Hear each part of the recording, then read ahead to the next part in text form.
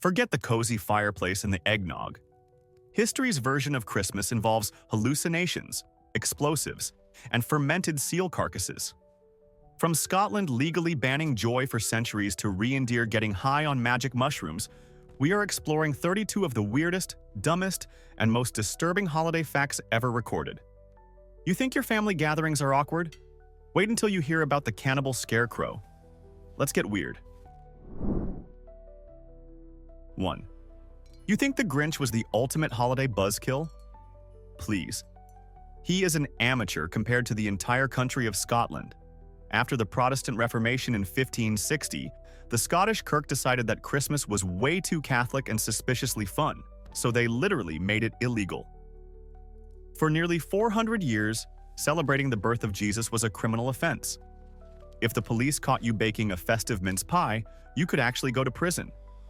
December 25th became just another miserable Tuesday where you trudged to the factory or office while the rest of the world celebrated. Here is the wildest part. Christmas did not become a public holiday in Scotland again until 1958. There are living, breathing Scots today who remember a time when the whole nation ignored the biggest holiday on earth just to prove a point. 2. Ever wonder why Santa's reindeer can fly? It turns out the answer is not fairy dust, but a massive dose of heavy psychedelics. The indigenous Sami people of the Arctic noticed that local reindeer were obsessed with munching on Amanita muscaria. Those are the iconic red and white toadstools that are incredibly toxic. After eating them, the reindeer would twitch and leap around like they were flying high as a kite. The local shamans wanted to join the trip, but the raw mushrooms were deadly for humans. The solution? They realized the reindeer's liver filtered out the toxins but left the psychoactive chemicals in their pee. So the shamans would collect the yellow snow, drink the reindeer urine, and go on a spiritual journey where they felt like they were flying. That is the true origin of the flying sleigh. 3. While you are fighting over the last slice of ham, millions of people in Japan are waiting in line for hours to buy a greasy bucket of Kentucky Fried Chicken. This tradition started in 1974 thanks to the greatest lie in marketing history. The manager of the first KFC in Japan heard foreigners complaining that they could not find turkey, so he launched a campaign called Kentucky for Christmas. He basically gaslit the entire nation into believing that fried chicken is the traditional Western Christmas feast. It was a total fabrication, but it worked. Today, families order their party barrels months in advance. Colonel Sanders' statues get dressed up in Santa suits, and for Japan, nothing says the birth of the Messiah quite like 11 secret herbs and spices. 4. In the 1700s, owning a pineapple was the ultimate flex. Before refrigeration, shipping these tropical fruits to colonial America was a nightmare, meaning a single pineapple could cost the equivalent of $8,000 today. Eating one was financial suicide, so rich people used them as centerpieces just to make their guests jealous. But what if you were a broke social climber? You could literally rent a pineapple for the night. You would pay a shopkeeper, put the fruit on your table to look wealthy, and return it the next morning so the guy next door could rent it.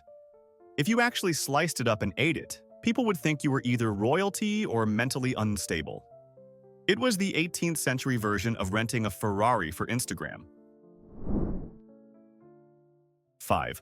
Long before we had safe consumer fireworks, the American South developed a terrifying tradition called firing the anvil. Since pyrotechnics were expensive, locals decided to improvise with heavy industrial equipment. They would take a massive blacksmith's anvil, fill the cavity with black gunpowder, and place a second iron anvil upside down on top of it to act as a seal. Then they lit a fuse and ran for their lives. The explosion was so violent, it would launch the top anvil, weighing over 100 pounds, hundreds of feet into the air. It was essentially a homemade cannon that shot iron projectiles into the sky, often crushing nearby houses or slow spectators. This is the ultimate proof that dudes have been blowing stuff up for entertainment since the dawn of time. 6. In the Alsace region between France and Germany, Santa brings a bodyguard named Hans Trapp, who makes other monsters look like cuddly puppies. According to legend, Hans was a rich, cruel knight who turned to Satanism and eventually cannibalism. After being exiled to the forest, He dressed up as a scarecrow to hunt and eat children who got too close. In a bizarre twist of divine justice, God struck him with lightning, but his spirit stuck around as a Christmas companion. Now, he travels with St. Nicholas. While Santa hands out candy, Hans Trapp stands there looking like a demonic scarecrow, reminding kids that the alternative to a present is being eaten by a medieval ghost. Talk about a good cop, bad cop routine. 7. We associate ghost stories with Halloween, but for centuries, Christmas Eve was the prime time for absolute terror. In the Victorian era, families gathered around the fire not to sing happy songs, but to tell spine-chilling tales of the undead. This is exactly why Charles Dickens wrote A Christmas Carol as a ghost story, and why Henry James wrote The Turn of the Screw as a holiday special. The logic was that since December nights were long and dark, the barrier between the living and the dead was at its thinnest. We have sanitized the holiday into harmless cheer, but originally Christmas was Spooky Season Part 2. It was designed to scare you into being a good person before the new year began. 8. If you have a weak stomach, you might want to cover your ears because the Greenlandic Inuit tradition of kiviak makes fruitcake look delicious. This is a winter delicacy reserved for festive events like Christmas, but the recipe sounds like a horror movie. You take a hollowed-out seal skin and stuff it with about 500 small seabirds called auks.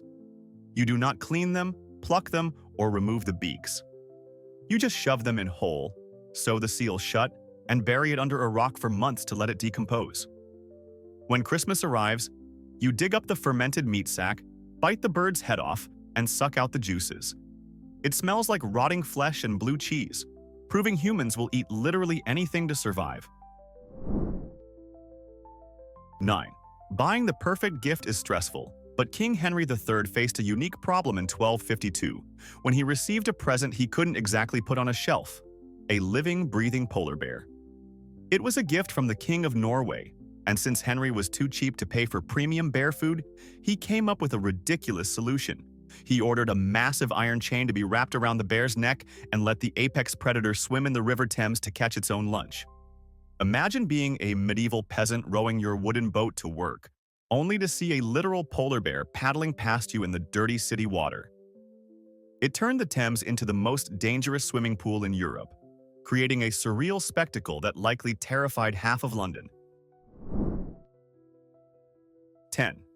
Before we had plastic, Christmas decorations were quite literally a heavy metal nightmare. From the Victorian era until the 1970s, that shimmering silver tinsel on the tree was made from real lead. It was popular because it didn't tarnish and hung heavily on the branches. But it also meant families were voluntarily coating their living rooms in a potent neurotoxin.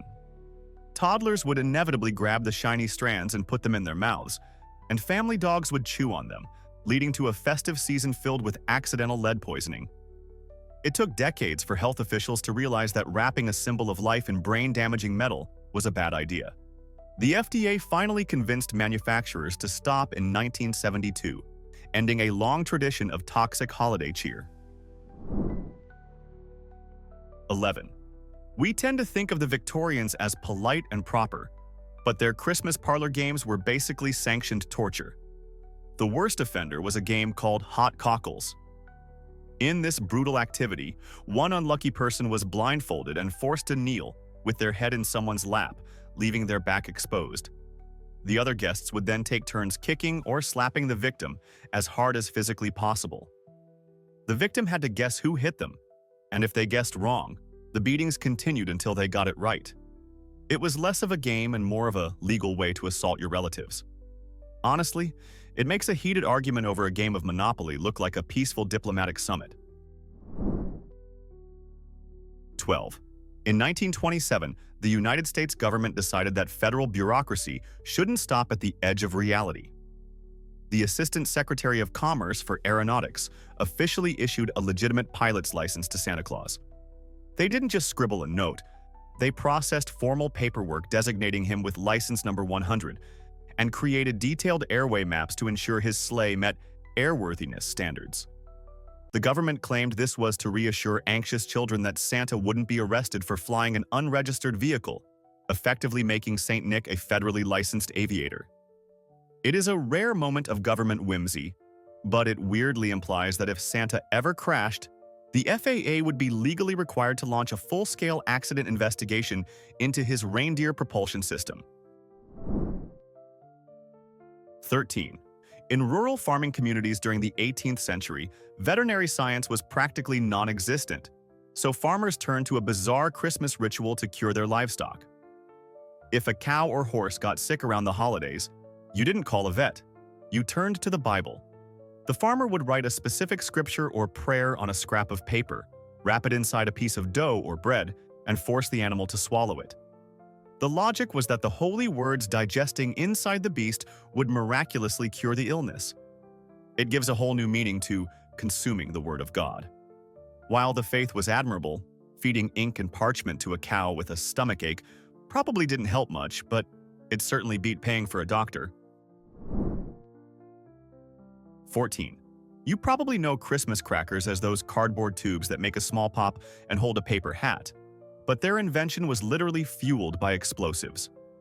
In the 1840s, a London candy maker named Tom Smith was trying to sell bonbons, but nobody cared until he was inspired by a crackling log fire. He decided his sweets needed an element of danger, so he added a friction strip containing silver fulminate, a legitimate chemical explosive. He called them bangs of expectation. And they were an instant hit because Victorian children apparently loved anything that sounded like a gunshot at the dinner table. It turns out the only thing missing from the holiday feast was a chemically induced explosion to startle your grandmother. 15. When it comes to holiday overeating, nobody in history can compete with King Richard II of England. For his Christmas feast in 1377, the royal kitchen prepared a menu that is honestly obscene. The grocery list included 28 oxen and 300 sheep, all slaughtered and roasted for a single event. That is not a meal. That is a localized extinction event for livestock. Historians cite this feast as one of the most grotesque displays of gluttony in the Middle Ages. While the average peasant was lucky to get a scrap of bread, the king and his buddies were effectively eating a medium-sized farm. If you feel guilty about having a second slice of pie this year, just remember that you didn't eat 300 sheep, so you are technically on a diet. 16. If you complain about the smell of roasting turkey, spare a thought for families in Poland and the Czech Republic. There, the traditional Christmas centerpiece is a carp, but you don't buy it frozen. Because the fish tastes best fresh, families buy the carp alive days before Christmas and keep it swimming in the family bathtub to purge the mud from its system. This means that for the entire week leading up to the holidays, no one in the house can take a shower because the tub is occupied by a slime-covered bottom feeder. The children often name the fish and treat it like a temporary pet, only to watch their father murder it with a mallet on Christmas Eve. It is a delightful mix of poor hygiene and childhood trauma that really brings the family together. 17. If you get annoyed when your aunt insists on taking photos of the food before you can eat, be glad you were not a knight at the round table. King Arthur was the absolute worst dinner host in history because of a bizarre vow he took. He refused to sit down and eat his Christmas feast until he had witnessed a marvel or heard a tale of a great adventure. This meant hundreds of starving knights had to stand around staring at the roasting meat while it went cold, just waiting for something dramatic to happen. Often, knights would have to rush out and frantically find a damsel in distress, just to satisfy the king's need for entertainment, so everyone could finally have dinner. It turns out Arthur was the original influencer who cared more about the content of the evening than the actual meal. 18. We all dream of a white Christmas. But in the early 20th century, that magical winter aesthetic came with a severe side of terminal lung disease. Before we understood that certain minerals were deadly, people were obsessed with bringing snow inside. Manufacturers sold a product called white magic to sprinkle on trees, which was made of 100% industrial-grade asbestos. It was marketed as fireproof, so families happily dusted their living rooms with pure carcinogens, effectively hotboxing their children with hazardous materials. Even Hollywood got involved. That famous scene in The Wizard of Oz where Dorothy falls asleep in a snowy poppy field? That was chrysotile asbestos fibers raining down on the cast. So when you feel nostalgia watching that movie, just remember Judy Garland was essentially inhaling a construction site hazard for the sake of cinema. 19. If you think Christmas caroling is a sweet, innocent tradition, you need to look at its drunken, aggressive origins known as wassailing. In medieval England, this was not about spreading joy. It was basically a legalized shakedown. Mobs of peasants would roam the streets, arrive at the homes of wealthy neighbors, and demand high-quality booze and food. They sang songs that explicitly threatened the homeowner, with lyrics promising to curse the family or vandalize their property if they didn't hand over the alcohol immediately. One popular song even includes the line, "We won't go until we get some," which is less of a festive jingle and more of a hostage negotiation tactic. It was essentially trick or treat for adults, but with more cider and a legitimate threat of property damage if you were stingy. 20. In Italy, the main gift bringer is not a jolly man in a sleigh, but an ugly old witch flying on a broomstick named La Befana. According to Italian folklore, she delivers gifts on the eve of the Epiphany in January, leaving candy for good kids and a lump of coal for the bad ones. The story goes that the three wise men invited her to join their search for baby Jesus, but she was too busy cleaning her house and said no. She later regretted it and has been flying around the world ever since, visiting every house in hopes of finding the Holy Child. It is a charming tradition that teaches kids a valuable lesson. If you prioritize doing your chores over going on a cool adventure, you will turn into a witch who is doomed to wander the earth forever. 21. Before the Pennsylvania Dutch adopted the friendly image of Santa Claus, they had Bellnickl, who is essentially Santa's evil, bipolar cousin. Dressed in dirty furs and tattered clothes, Bellnickl did not come down the chimney. He tapped on the windows with a stick to scare the living daylights out of the children inside. Once he entered the house, he would quiz the kids on their behavior. If they had been bad, he didn't just give them coal. He physically whipped them with a switch. But the psychological warfare went deeper. He would throw candy on the floor, and if the children dove for it too eagerly, he would whip them again for being greedy. He was less of a gift giver and more of a home-invading disciplinarian who taught kids that holiday joy comes with a side of entrapment. 22.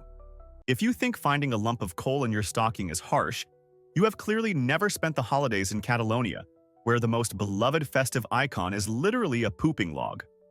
Known as Tio de Nadal, this tradition involves taking a hollow log, painting a smiling face on it, and giving it two little stick legs.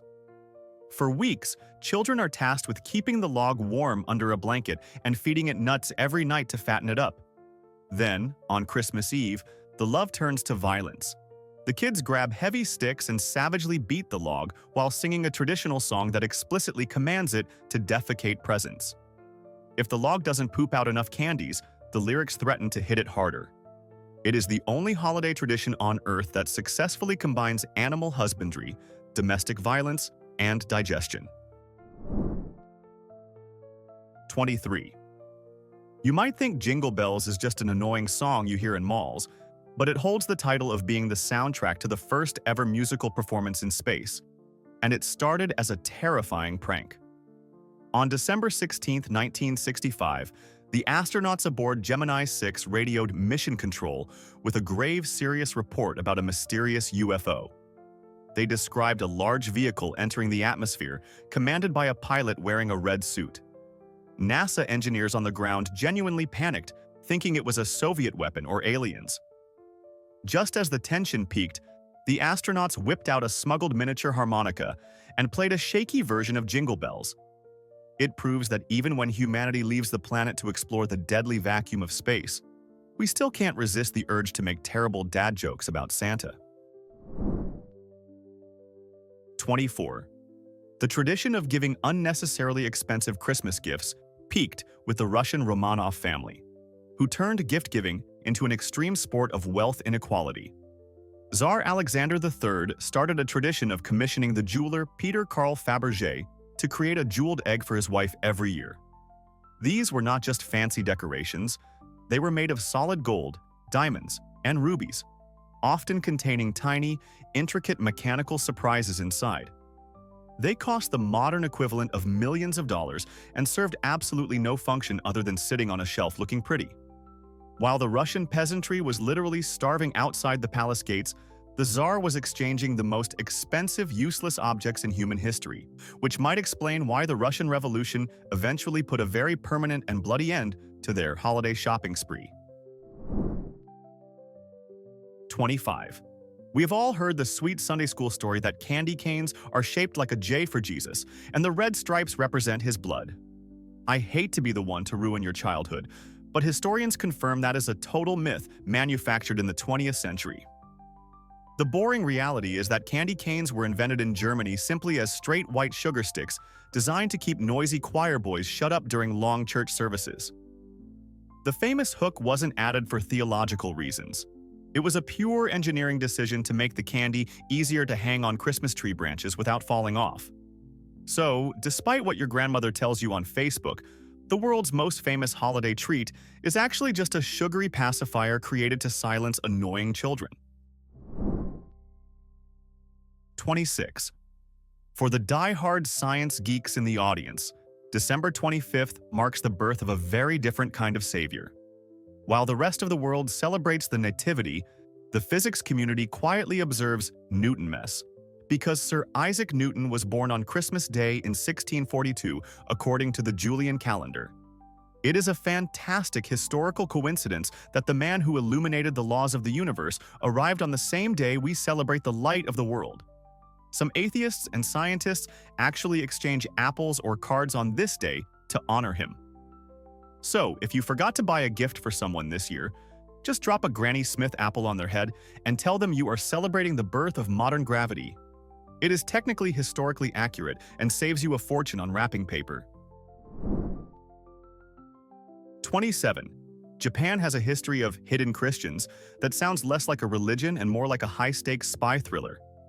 After the shogun strictly banned Christianity in 1614 under the threat of immediate execution, believers known as Kakure Kirishitan went deep underground. For over 250 years, they managed to celebrate Christmas in total secrecy by developing clever optical illusions. They created statues that looked exactly like the Buddhist goddess Kannon holding a baby, but in their minds, they were praying to the Virgin Mary and Jesus. They essentially camouflaged their forbidden religion within the dominant culture's iconography to avoid the death penalty. This disguise was so effective that they passed down these secret traditions for centuries right under the noses of the samurai executioners, proving that the spirit of Christmas is surprisingly good at stealth operations. 28. The Christmas of 1980 was dominated by a colorful plastic block that drove the entire human population to the brink of insanity: the Rubik's Cube. It was the absolute must-have gift of the season, selling hundreds of millions of units and creating a global obsession that parents immediately regretted. But this toy was so addictive that it actually created a new medical condition.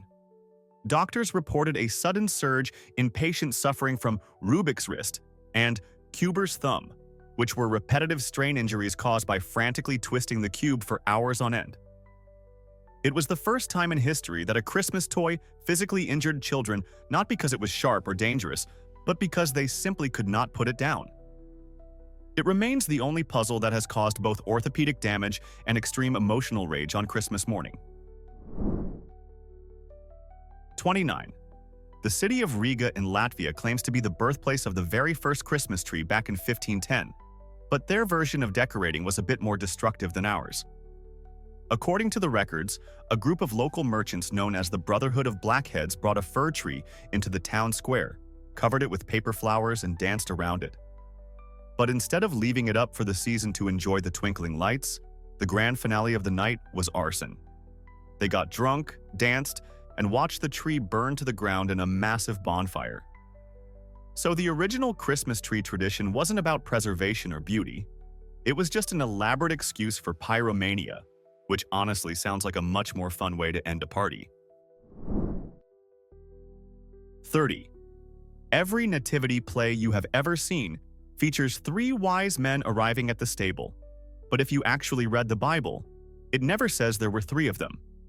The Gospel of Matthew simply states that wise men from the east arrived and brought 3 gifts: gold, frankincense, and myrrh.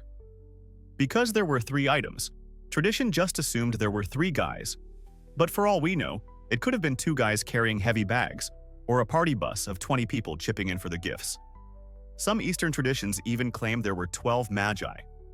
The idea of "we 3 kings" is basically historical fan fiction that we all just accepted as fact, proving that we have been counting the guests at the birthday party wrong for 2,000 years. 31. We take instant messaging for granted today, sending billions of texts every hour without thinking, but the entire global texting revolution began with a single holiday greeting. The very first SMS in human history was sent on December 3, 1992, by a British engineer named Neil Papworth.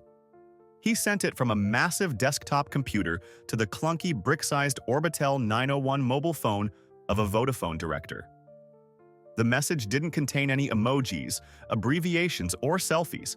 It simply read, "Merry Christmas." That humble 2-word phrase kicked off the era of mobile communication that would eventually ruin our attention spans and destroy proper grammar forever. It is fitting that the technology we use to ignore our families at the dinner table started with a polite wish for a happy holiday. 32. The Welsh have a Christmas tradition that is undeniably cooler and infinitely more terrifying than standard caroling, known as the Mari Lwyd. Instead of cute kids singing songs, a group of villagers finds a real horse skull, mounts it on a wooden pole, and covers the carrier with a white sheet. They often rig the jaw with a spring so it can snap shut with a loud crack, creating a skeletal nightmare puppet. This squad walks through the dark streets, knocks on your door, and challenges you to a battle of wits called a pongso. This is essentially a medieval rap battle where the horse skull insults you in rhyme, and you have to rhyme back. If you lose the rap battle to the dead horse, you have to let the creature inside to eat your food and drink your beer. It is effectively a home invasion but with more poetry and skeletons. We just covered explosive candy, drunk peasants, and horse skulls. Now, I want a serious answer in the comments. If you were forced to adopt one of these nightmares for your family next year, do you choose the fermented bird in a seal carcass or the public whipping by Bellnickl? Don't be a coward. Pick your trauma below. If you learned something twisted today, destroy that subscribe button and like the video for more historical madness.